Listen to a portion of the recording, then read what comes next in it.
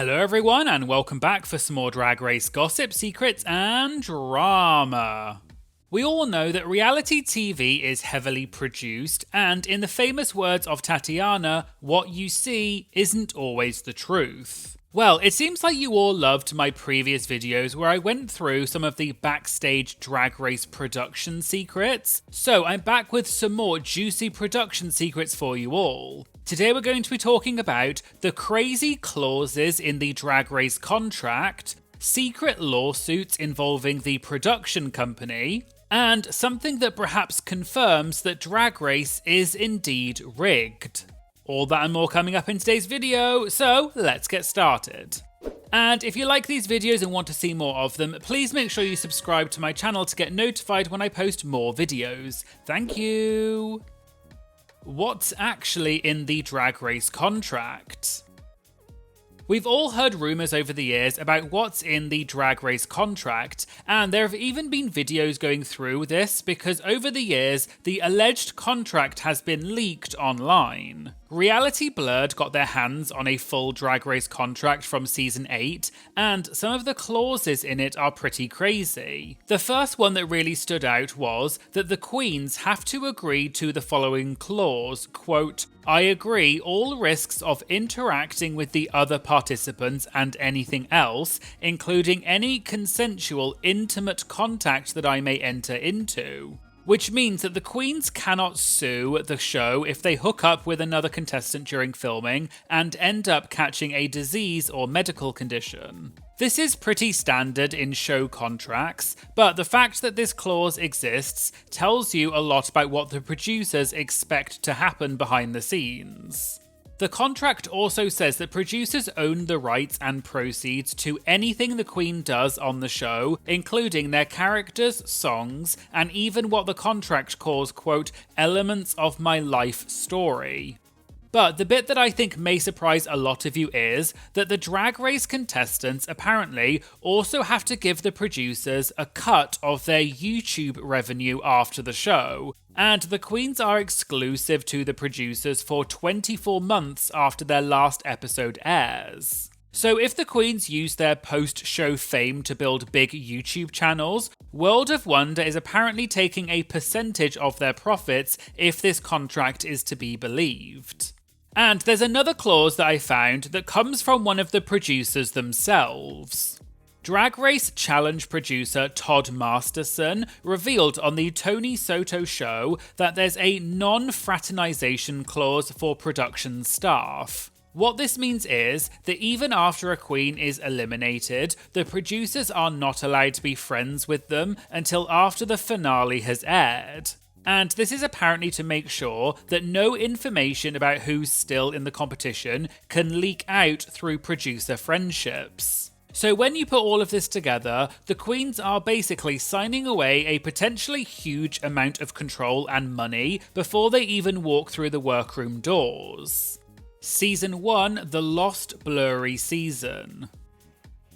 So we all know that season 1 of Drag Race is the season that no one really talks about much because it's famously hazy and blurry when watching, and the Logo Network themselves now refers to it as, quote, the lost season. But what you may not know is just how cheaply season 1 was made and the bizarre fixes they used to make it look supposedly better. For years, fans have joked that the dreamy, soft focus look of season 1 was Vaseline smeared onto the camera lenses. Season 1 judge Merle Ginsburg was asked about this in an interview with Joseph Shepard, and she confirmed it was actually Ru who told them to do this. But on top of that, it has also been confirmed that it was not actual Vaseline on the lens. Season 1 queen Ongina cleared this up on Instagram back in 2018. She said, I remember them adding these sheets of plastic or something over the camera lenses while shooting, so despite popular beliefs, it was not Vaseline. And Season 1 winner Bibi Zahara Benet later confirmed something similar in the EW Binge podcast, saying that production was constantly adjusting, quote, some lighting thing to make the cheap setup look more cinematic. And when you hear how cheap Season 1 was to make, the plastic sheets over the cameras start to make a bit more sense. Season 1 was apparently filmed in a Burbank studio basement. The control room where producers monitored everything was apparently an actual broom closet. And while the judges deliberated, the eliminated queens just had to wait in a hallway because there wasn't really anywhere else to put them. The grand prize for season 1 was also only $20,000, which sounded like a lot at the time, but it is a far cry from the $200,000 prize that the queens compete for nowadays. And this is also why in 2013, Logo officially re-aired season 1 with new commentary and called it RuPaul's Drag Race: The Lost Season Revealed. It also included the Meet the Queens, which are all available on YouTube. Entrance lines get changed. One of the most iconic moments from any Drag Race season is when the queens deliver their entrance lines as they walk into the workroom for the first time. However, before season 6, most of the queens just said hello and then their names, although there were a few exceptions. But it has been rumoured that season 6 was apparently the first season where the queens were told in advance that they needed to prepare proper entrance lines. Bianca Del Rio appeared on the Race Chaser podcast and revealed that her original entrance line was going to be something like, "Am I in a nostril? 'Cause all I see is boogers." But the producer then said, quote, "What if you're the first one in?" Which heavily implied that Bianca was going to be the first one, and then that line would not make much sense in an empty room. So Bianca had to change her entrance line to, quote, well, well, well, I hope you B-words are ready." So you may have assumed that the queens come up with their entrance lines themselves and practice them beforehand. But Jan from season 12 once revealed on TikTok that her original entrance line was going to be, quote, "I've got this in the bag," which was obviously a reference to her name being Jan Sport, which is a bag brand. But the producers vetoed this entrance line at the last minute. They told her to save that for a confessional later in the episode, and they gave her just 20 minutes to come up with a new entrance line before she filmed it. What Jan ended up saying was, quote, "Hey y'all, let's play some basketball, yeah." Jan has also confirmed that this wasn't just a one-off thing. Producers apparently regularly tweak entrance lines, change them or veto them, sometimes just minutes before the queen walks in, usually for legal reasons. The promo shoots are a secret reunion. The promo shoots are an important part of any season of Drag Race because they are usually the first impression we get of the queens. So you might assume that they're filmed before the season starts when no one has been eliminated, or after the season finishes when everyone's allowed to be together. But it turns out that neither of those things is always true. Jan from season 12 revealed that the cast promo shoots actually happen in the middle of filming, after some of the queens have been eliminated, but before the final episode is shot. This means that the eliminated queens are flown back in specifically for the promo shoots, and they actually get to hang out together. Jan described it as a, quote, "little reunion before the reunion."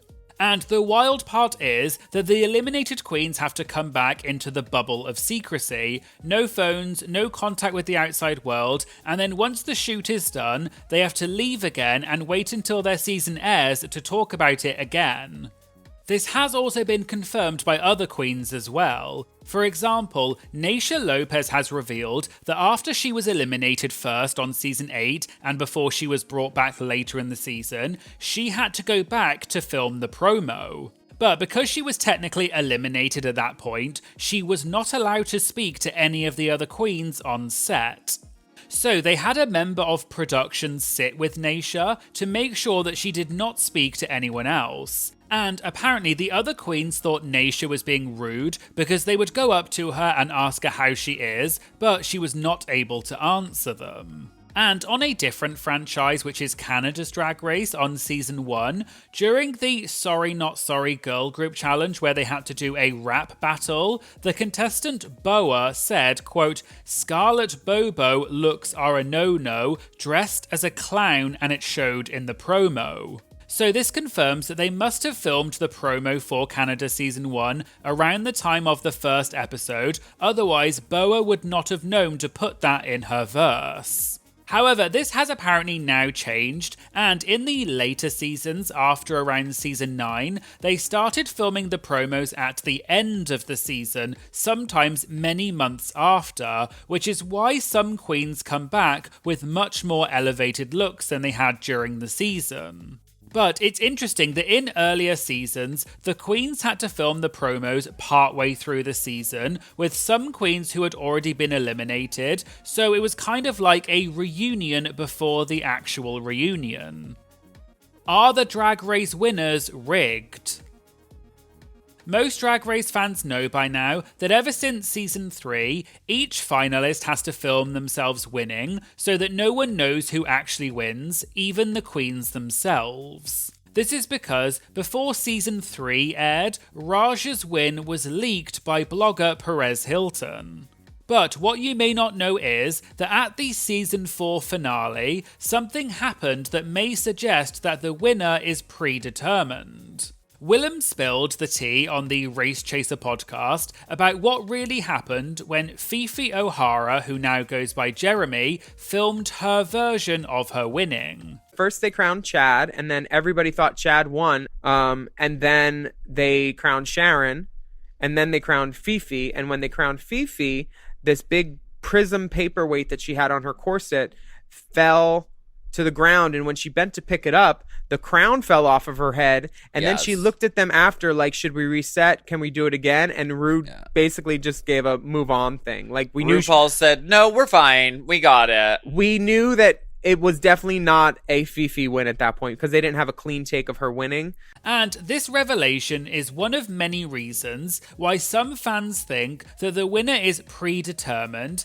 and even the show themselves does not try and hide it, especially in the early seasons. Copyright drama. We all know that running a show like Drag Race involves a huge amount of licensing and copyright clearances, such as music, photos, and references, etc. But there are some long-standing rumours amongst Drag Race fans about copyright concerns actually shaping some of the moments we've seen on the show.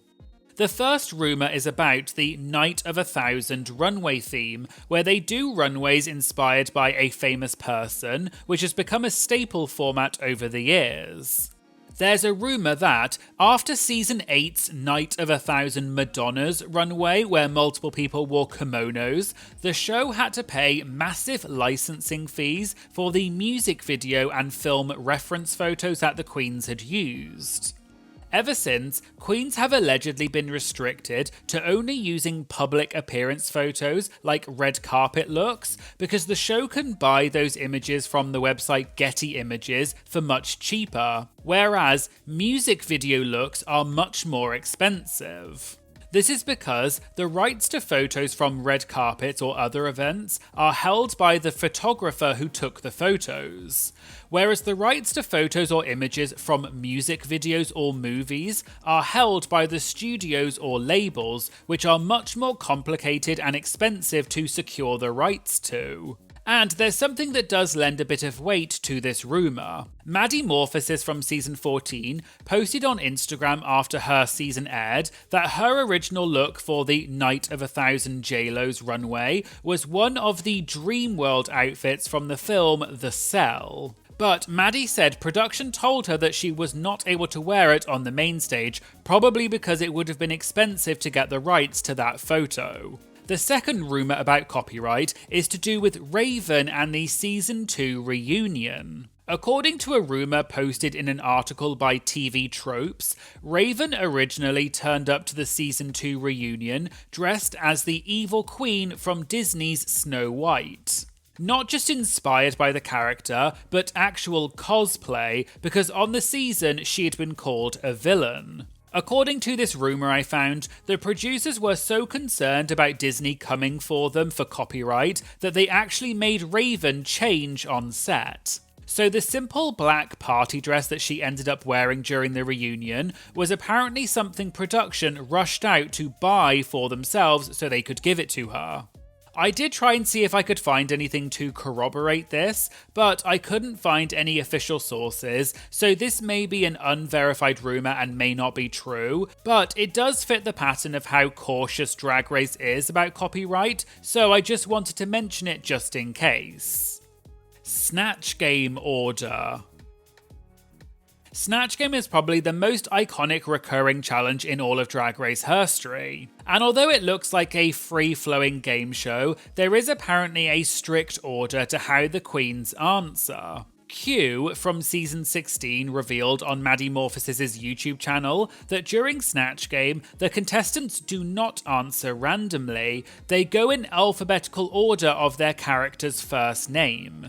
So if you've been impersonating someone whose name starts with an A, you're always going to get the first answer. And for example, Q impersonated Amelia Earhart, so she would have been the first person to answer every time. Now, I don't think Q means that the queens sit in alphabetical order, because if we look at season 16's Snatch Game lineup, we can see that the queens are not sat in alphabetical order.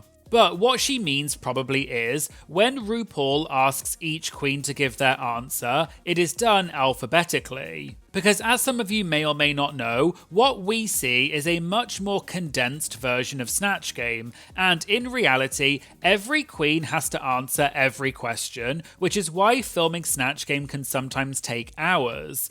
But they only show a fraction of the answers in the edit, and they also change the order.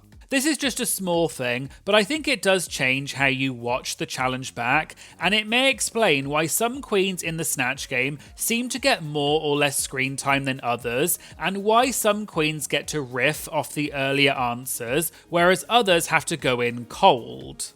This was also backed up recently in an interview I did with Marmalade from Drag Race UK Season 6, which I'll link to in the description. She said that on her Snatch Game, they just went down the line, left to right, top to bottom every single time. And because Marmalade was in the top left, she was always the first person to give her answer, and didn't get as much time to prepare as the others. So it seems that the way Snatch Game is filmed may be different between franchises, but the general format is still the same, and I just thought this was an interesting behind the scenes fact.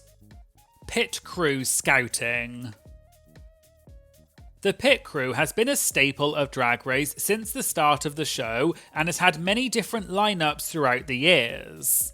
A lot of fans may assume that the pit crew goes through some kind of formal audition process, a bit like the queens do, but that's apparently not how it works. Long-running pit crew member Bryce Eilenberg has revealed in multiple interviews that he was actually scouted off an online modelling platform called Model Mayhem. Back in 2014, Bryce had posted some photos of him imitating a David Beckham Emporio Armani underwear ad on his Model Mayhem account. A casting agent for Drag Race then saw these photos and just reached out and offered him the role as a pit crew member. The other interesting thing is, Bryce is not a full-time model. He's actually a working aerospace engineer with a degree from UCLA. So Drag Race has a literal rocket scientist on the pit crew. Bryce has said in interviews that Drag Race only takes about 10 to 20 days of filming per year, so he's been able to keep both careers going at the same time.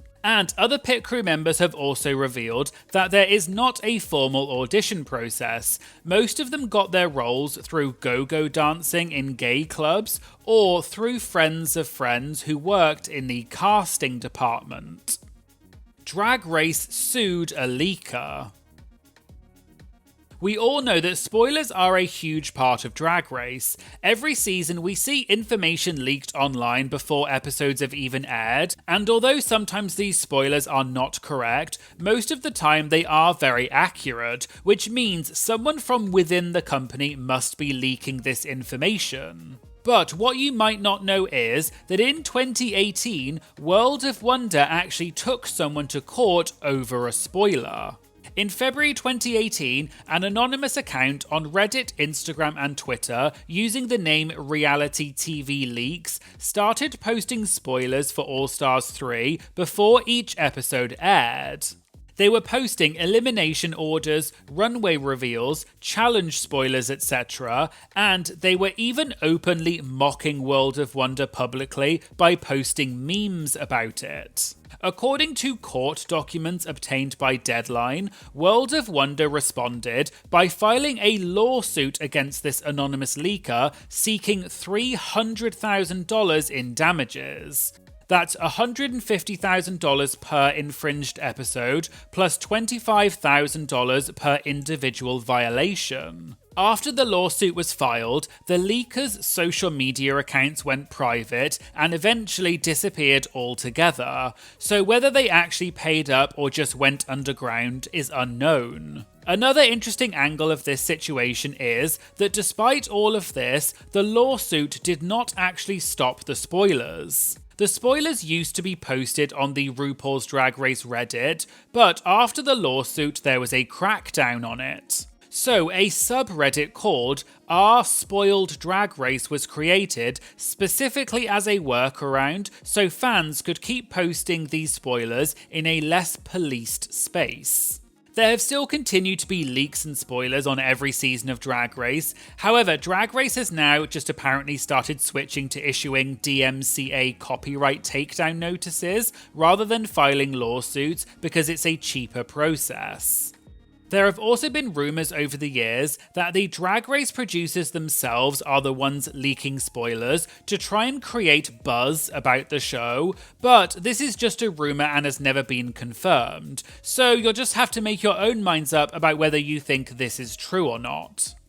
So there you go, there were some more backstage production secrets from RuPaul's Drag Race that show you that what you see isn't always the truth.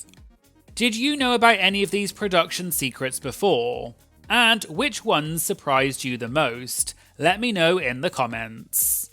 If you'd like to get things like early access, exclusive content, as well as many other benefits like priority to have your comments featured in my videos, you can check out either my Patreon, which is my main platform, or for a more convenient option if you want, you can also join my YouTube membership by clicking the join button under any of my videos. And there'll be links to both of those things in the description. I'd also like to say thank you so much to my amazing Patreon members. You are absolutely incredible. Your support truly does keep this channel going, and you have no idea how grateful I am to all of you. So honestly, thank you so much. Please make sure you like and comment on this video because it does help to boost it in the algorithm and promote it to even more people. And please make sure you do your big one and smash that subscribe button because it does make a big difference. Thank you so much for watching, and I hope you'll join me in the future for some more Drag Race gossip, secrets, and drama. Thank you so much. Bye.